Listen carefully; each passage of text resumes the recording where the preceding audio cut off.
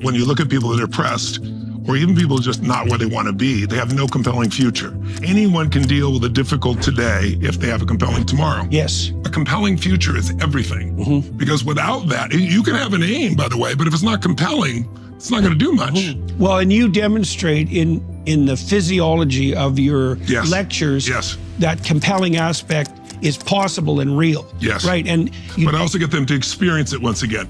If they just watch me, that, you know, like, I'm not here to be their role model examples. I'm not here to be your guru. I'm here to be your friend. I have some insights. You have insights. We can learn from each other, right? But the idea of getting in a state of mind where you're in a heightened state of consciousness because your energy increases. Think about it. When your energy drops, usually negative thoughts grow with that pretty massively, right? Self-negative thoughts, thoughts about society. As you raise the energy level, it's like plugging into a computer. You have the greatest computer, but not enough electricity. But if there's full electricity, there's power there. And most of us have gotten adjusted to a level of energy, especially post-COVID, that we don't even realize because we're like fish in water. It has dropped massively.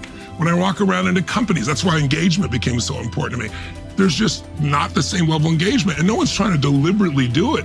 They were conditioned for 4 years to sit still in front of a computer and do anything, and many people before that weren't doing anything. It just magnified it. But when the energy increases, that's my first job, your consciousness increases with that frequency of intensity. When you said memory, okay, well, there's a physiological explanation for that. Okay, so dopamine does two things. It produces that feeling of enthusiasm. Yes. So it produces that feeling of reward, but that's not all it.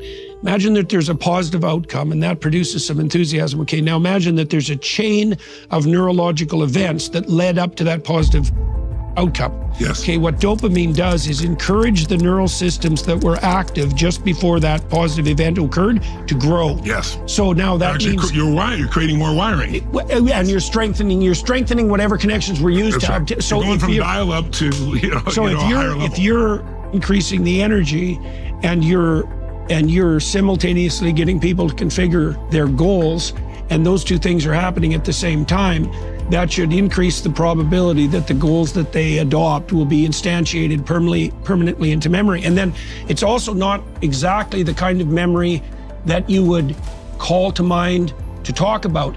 It's the kind of memory that you see the world through. Yes. So that's that's procedural memory. It's a completely different kind of memory. I get it. It's the kind of memory that, so let's say you practice applying a certain framework of interpretation to your circumstances. Yes. Okay, that practice reconfigures procedural memory, and that's literally that's the rewiring of the system through which you view the world. That's correct. And when you have a new view of the world, you come up with new meanings. And meanings, as you know, we both know, you did maps of meaning. My entire life has been, I remember reading Man's Search for Meaning. I'm actually making the film. And it was one of the books that influenced me the most, because the ability to find meaning, even in the most difficult time. And Viktor Frankl, to me, is just a godsend to this planet. It's a great book. It's crazy. Yeah, it's a great If you haven't book. read it, please, whoever you're listening, read it. Or anybody's That's ever Man's Search for Meaning. Yes. Read that book. It's incredible. But the point of your meanings change, your focus and your meanings change when your energy shifts. And so it's so fundamental to bring that energy up. And most people have no reference for it in their body.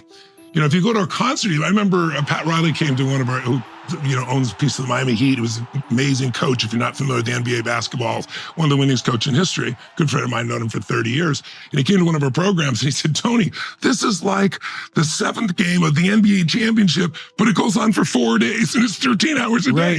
Right. So that vibrancy, and most people at the game are cheering at times and not. This is an experience in your body. That's why I do the number of hours. That's why it's immersion. That's why it's multiple days, 4 days or 6 days. And that's why it has the lasting impact. But you're right, the dopamine circuits are actually creating, what's the white matter in your brain? The myelin, right? Creating the myelin. Yeah. Right? That's Hope and excitement are wonderful things, but you need competency as well. And in order to have that, the hope can get you started, give you the drive, the vision, the aim, but you've got to have the execution. You have both the strategy and you've got to have the execution that's practiced in your nervous system. So let's talk about that, because you talked about eliciting motivation over a long period of time. So I'd like to know more about I would even say the word, if I may, drive.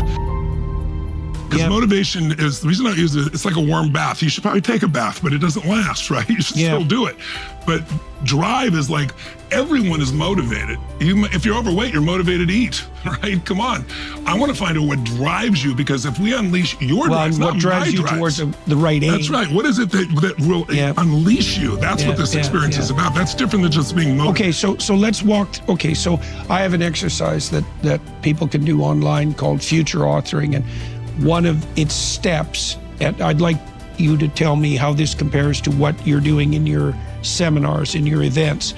So it's a conditions of satisfaction exercise, or it's a meditation and contemplation exercise, or it's a prayer. You could think of or a request for revelation. But here's the idea. So it's you imagine for a moment that you could have what you wanted and needed in 5 years. Okay, but there's a condition.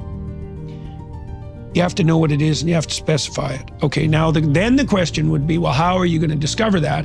And the answer is, you ask yourself. It's like, okay, like what would, it's like the Viktor Frankl scenario. Even hypothetically, what would get me out of the bed in the morning on a very, very difficult day? Yes. Like, what could I imagine could come to me in my life? Get you up early. Make you feel fully alive. Yeah, well, and what would make you persevere in times of trouble? Exactly. It's even a more direct question. Yes. Okay, so... And by the way, I find, tell me if the same for you, it's not just the aim or objective, it's strong enough reasons. In other words, somebody say, I want to make $1 billion, but they don't do it. And they even vision to get excited about it, $1 million, whatever it is. I want to have 3 perfect children. I want to write a book, whatever. The secret is reasons come first, answers come second. Once I know what I want, I got to figure out why. Yes. Because purpose is stronger than object. So the object may inspire you, but what's going to keep you going is strong enough reasons when it's tough. What are the reasons? Okay, I want this money. For what? Well, I want to provide a home for my mom. Well, that's very different than I just want to have this pieces of paper with pictures of dead people on it, right? And people say, I want money. They don't want money. They want an emotion. They want an impact. They want security, or they want freedom, or they want to be able to contribute, or they want to do something they think money will give them more choices on, right? They don't want the money. So I'm always trying to dig underneath to figure out what is the that's the substructure. Exactly. Yeah, okay. That's the surface desire. Right. And many people focus on the surface desire, not knowing enough reasons to follow through. That's why New Year's resolutions don't work. 91% of them, I don't know what the latest statistic is, people don't follow through after 3 weeks. By the time they're hearing us speak, if they had New Year's resolutions, they're gone, because they don't have the reasons to push through, and they don't have the strategy. It's wonderful if you say, I want to see a sunset, but if your strategy is start running east as fast as you can, I don't give a damn how positive you are, it's not going to work. Right? So it's a combination of that aim, those values, that drive you and I are talking about, that ignite, enough reasons for it, and then the strategies to execute, because you'll eventually find your way there, but the speed at which you do it is if I believe in modeling. I believe success leaves clues. My original teacher, Jim Rohn, taught me that. He said, if someone is successful at anything, they've got a great relationship and it's 20 years down the line and they still do it. Or they lost weight and kept it off for 10 years. Or they went from nothing to not just making money, but sustaining financial security and freedom for their family. They're not lucky. They're doing something different than you are. So instead of you trial and error, which is the standard way in which we learn, you find the pathway to power by finding someone who's done it consistently and produced results.